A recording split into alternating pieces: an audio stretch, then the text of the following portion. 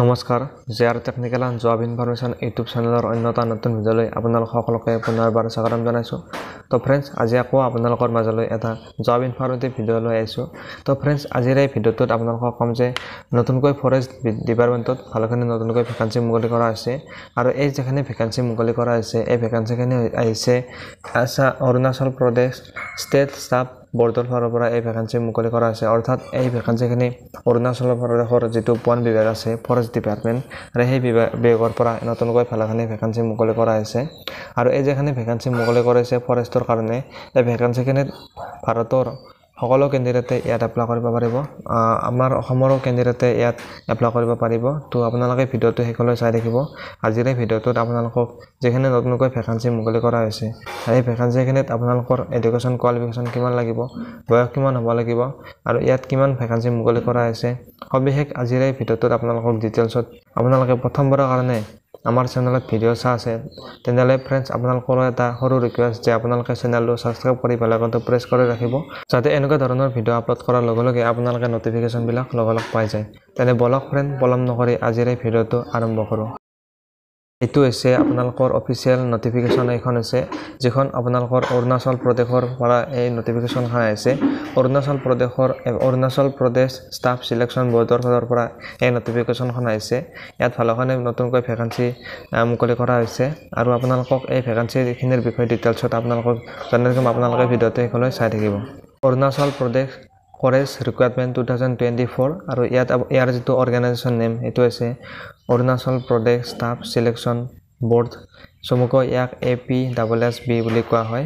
আৰু ইয়াত আপোনালোকে অনলাইন কৰিবলৈ হ'লে লাষ্ট ডেটটো যিটো দিছে লাষ্ট ডেটটো হৈছে আপোনালোকৰ 9/9/2024 অৰ্থাৎ আপোনালোকে ছেপ্টেম্বৰ মাহৰ 9 তাৰিখলৈ আপোনালোকে এই পষ্টখিনিত এপ্লাই কৰিব পাৰিব। আৰু ইয়াৰ যিখিনি নতুনকৈ ভেকেঞ্চি মুকলি কৰা হৈছে ইয়াত বিভিন্ন পদ আপোনালোকে দেখিবলৈ পাব।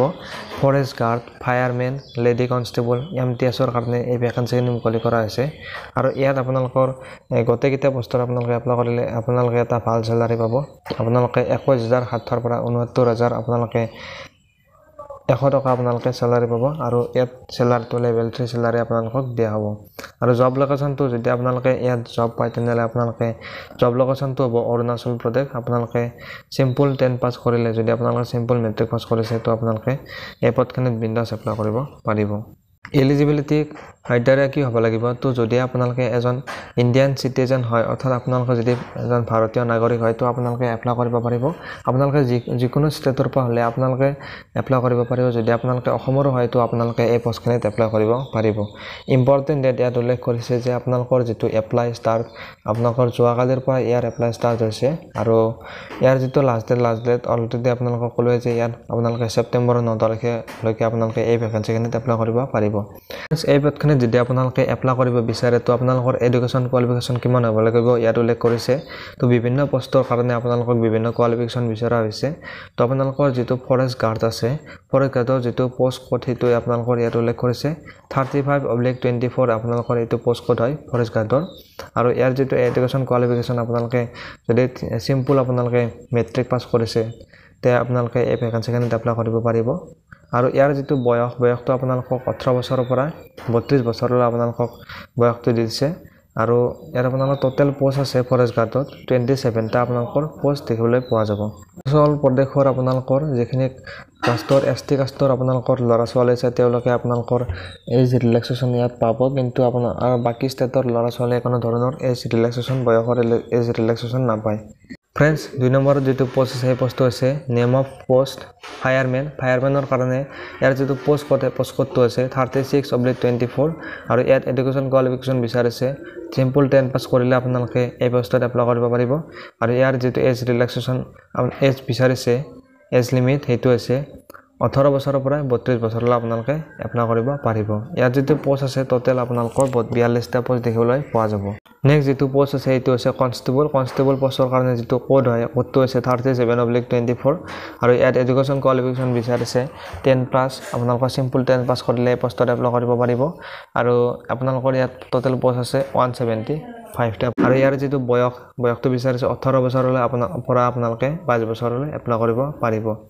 তাৰপিছত যিটো পোষ্ট আছে সেইটো হৈছে লেডি কনষ্টেবল চিভিল পুলিচৰ কাৰণে নতুনকৈ আপোনালোকৰ ভেকেঞ্চি মুকলি কৰা হৈছে আৰু ইয়াত আপোনালোকৰ পোষ্ট কোডটো হৈছে 38/24 আৰু এডুকেশ্যন কোৱালিফিকেশ্যন বিচাৰিছে এই পোষ্টৰ কাৰণে চিম্পল 10 পাছ কৰিলে আপোনালোকে এপ্লাই কৰিব পাৰিব আৰু ইয়াত টোটেল পোষ্ট আছে 21টা পোষ্ট দেখিবলৈ পোৱা যাব আৰু ইয়াৰ যিটো বয়স এইটো এই পোষ্টত এপ্লাই কৰিবলৈ হ'লে আপোনালোকৰ বয়সটো বিচাৰিছে 18 বছৰৰ পৰা 22 বছৰলৈ আপোনালোকে এপ্লাই কৰিব পাৰিব আৰু নেক্সট যিটো পোষ্ট আছে সেইটো হৈছে লেবৰেটৰী এটেণ্ডেণ্ট এই পোষ্টৰ কাৰণে আপোনালোকৰ কোডটো হৈছে 39/24 আৰু ইয়াৰ যিটো এডুকেশ্যন কোৱালিফিকেশ্যন মেট্ৰিকুলেশ্যন অৰ্থাৎ মেট্ৰিক পাছ কৰিলে আপোনালোকে এই পোষ্টত এপ্লাই কৰিব পাৰিব আৰু টোটেল যিটো পোষ্ট আছে 4টা পোষ্ট আপোনালোকে দেখিবলৈ পোৱা যাব আৰু আপোনালোকৰ ইয়াত বয়সটো বিচাৰিছে 18 বছৰৰ পৰা 35 বছৰলৈ আপোনালোকে এপ্লাই কৰিব পাৰিব তাৰপিছত পোষ্টটো হৈছে আপোনালোকৰ MTS অৰ্থাৎ মাল্টি টাস্কিং ষ্টাফৰ কাৰণে ভেকেঞ্চি মুকলি কৰা হৈছে আৰু ইয়াৰ যিটো পোষ্ট কোড 40/24 আৰু ইয়াত চিম্পল মেট্ৰিক পাছ কৰিলে আপোনালোকে এপ্লাই কৰিব পাৰিব আৰু টোটেল ভেকেঞ্চি মুকলি কৰা হৈছে গোটেইবিলাক পোষ্টৰ কাৰণে 452টা ভেকেঞ্চি আপোনালোকৰ ইয়াত আপোনালোকে এপ্লাই কৰিবলৈ হ'লে আপোনালোকৰ এপ্লিকেশ্যন ফিজ দিব লাগিব APST সকলে 150 रुपीस আপোনালোকে এপ্লিকেশ্যন ফিজ দিব লাগিব জেনাৰেল সকলে 200 আৰু PWD সকলে কোনো ধৰণৰ এপ্লিকেশ্যন ফিজ দিব নালাগে আৰু ইয়াৰ যিটো সিলেকশ্যন প্ৰসেছ সেইটো হৈছে আপোনালোকৰ স্টেজ 1ত আপোনালোকৰ ৰিটেন এক্সাম অনুষ্ঠিত হ'ব স্টেজ 2ত আপোনালোকৰ ফিজিক্যাল টেষ্ট আৰু স্টেজ 3ত আপোনালোকৰ মেডিকেল এক্সামিনেশ্যন টেষ্ট অনুষ্ঠিত হ'ব ফ্ৰেন্ড সিলেকশ্যন প্ৰসেছত আপোনালোকৰ এটা কথা মন কৰিব যে যেখিনি পোষ্ট মুকলি কৰা হৈছে গোটেইবিলাকৰ কাৰণে সিলেকশ্যন প্ৰসেছটো বেলেগ হ'ব ইয়াত আপোনালোকৰ কোড ওয়াইজ আপোনালোকৰ সিলেকশ্যন প্ৰসেছটো বেলেগ হ'ব অৰ্থাৎ আপোনালোকৰ 35/24 যিটো কোড আছে যিটো পোষ্ট আছে এই পোষ্টৰ কাৰণে আপোনালোকৰ স্টেজ 1 আৰু স্টেজ 2 অনুষ্ঠিত হ'ব আৰু নেক্সট যিটো আপোনালোকৰ 36/24 আৰু 37/24 আৰু 38/24 যিটো পোষ্ট আছে যেখিনি পোষ্ট আছে সেই পোষ্টৰ কাৰণে আপোনালোকৰ 3টা স্টেজ অনুষ্ঠিত আপোনালোকৰ সিলেকশ্যন কৰা হ'ব আৰু যেখিনি আপোনালোকৰ 39/24 আৰু 40/24 ভেকেঞ্চি আছে সেই ভেকেঞ্চিৰ কাৰণে আপোনালোকৰ স্টেজ 1তে আপোনালোকৰ সিলেকশ্যন কৰা হ'ব তো আপোনালোকে নিশ্চয় এইটো গম পালে তো যদি আপোনালোকে এই পোষ্টৰ প্ৰতি ইন্টাৰেষ্ট হয় তেন্তে আপোনালোকে এপ্লাই কৰিব পাৰিব এপ্লাই লিংক আপোনালোকৰ ভিডিও ডেসক্ৰিপচনত দিয়া আছে তাত গৈ আপোনালোকে এপ্লাই কৰিব পাৰিব আৰু যদি আপোনালোকে ডিটেইলছখিনি চাই আপোনালোকে ভাল পালে তেন্তে ভিডিওটোত এটা লাইক কৰি দিব আৰু চেনেলটোত যদি প্ৰথমবাৰৰ কাৰণে ভিডিও চাই আছে তো চেনেলটো সাবস্ক্ৰাইব কৰি বেল আইকনটো প্ৰেছ কৰি ৰাখিব চাই থাকিব JR technical and job information YouTube channel ধন্যবাদ জয় আই অসম